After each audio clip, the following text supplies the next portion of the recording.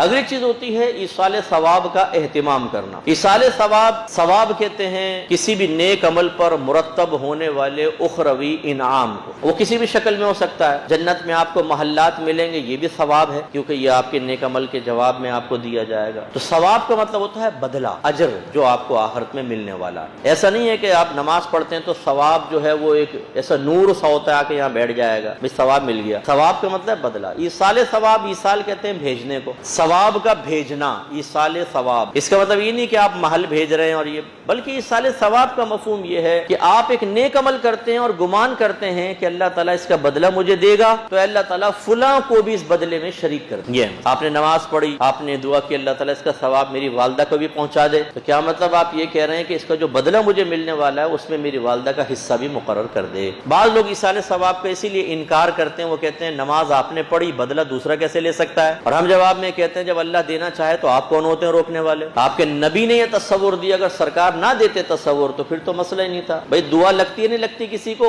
دعا کی ہے نا حضرت ابراہیم علیہ السلام کی دعا تو قیامت تک کے مومنین مومنات کے لیے ہے، یعنی جو پردہ فرما گئے ان کے لیے بھی ہے، جو دنیا میں موجود ہے ان کے لیے بھی آپ کی دعا، اور جو آخرت میں آئیں گے ان کے لیے بھی۔ رب اجعلنی مقیم الصلاۃ ومن ذریتی ربنا وتقبل دعاء ربنا اغفر لی ولوالدی وللمؤمنین یوم یقوم الحساب۔ قیامت تک جتنے مومن آئے سب کے لیے دعا فرمائی۔ اب دعا وہ میرا عمل ہے نا، یا ابراہیم علیہ السلام کا عمل ہے، لیکن قیامت تک کے لوگوں کو نفع پہنچ رہا نہیں پہنچ رہا؟ اس سے ایک اصل کلی تو یہ حاصل ہو گئی کہ عمل آپ کریں اور نفع دوسرے کو بھی پہنچے۔ یہ تصور کون دے رہا ہے؟ یہ شریعت دے رہی ہے۔ پہلی بات تو یہ کہنا کہ جی اپنے عمل کا ثواب تو ہمیں ملے گا، دوسرے کو کیسے مل سکتا ہے، فائدہ کیسے پہنچ سکتا ہے، عمل ہمارا اسے کیسے فائدہ پہنچے گا؟ تو دعا بھی تو آپ کا عمل ہے، اس کا فائدہ پہنچ رہا ہے۔ ایک تو یہ تصور شریعت نے دے دیا۔ اب آ جائیں نفس ایصال ثواب پر، تو بارہا یہ حدیثیں موجود ہیں۔ کئی صحابہ آئے، جیسے حضرت سعد رضی اللہ تعالیٰ عنہ نے کہا یا رسول اللہ میری والدہ فوت ہو گئی ہیں، تو میں کون سا ان کے لیے ایسے عمل کروں کہ ان کو ثواب ملتا رہے؟ تو سرکار نے فرمایا پانی۔ تو آپ نے ایک کنواں کھدوایا اور اس پہ ایک تختی باقاعدہ لگوائی، لأم سعد،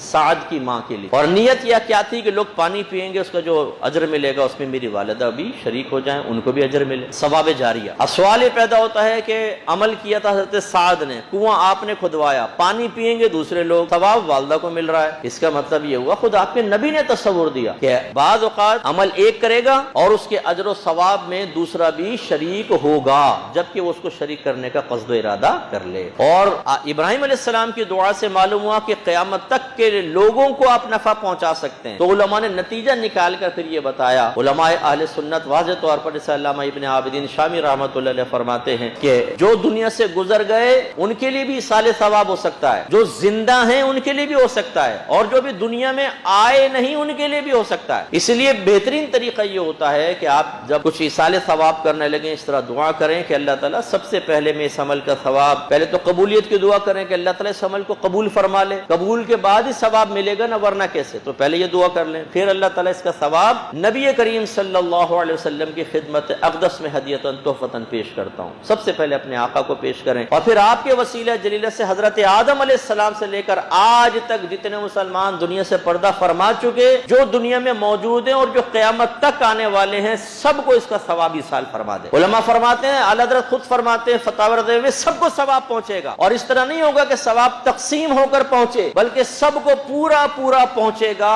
اور اس ثواب کو ایصال کرنے والے کو ان کی تعداد کے برابر ثواب ملے گا۔ پھر وضاحت فرمائے کہ اگر ایک قرآن 10 کو بخشا تو ایسا نہیں ہے کہ وہ سپارے ہو کے بخشے چلا جائے، 3 سپارے ہی چلے گئے، سب کو 30 سپارے پورے ہو گئے، فرمایا نہیں، سب کو پورے قرآن کا ثواب ملے گا، اور اس ایصال ثواب کرنے والے کو کتنا؟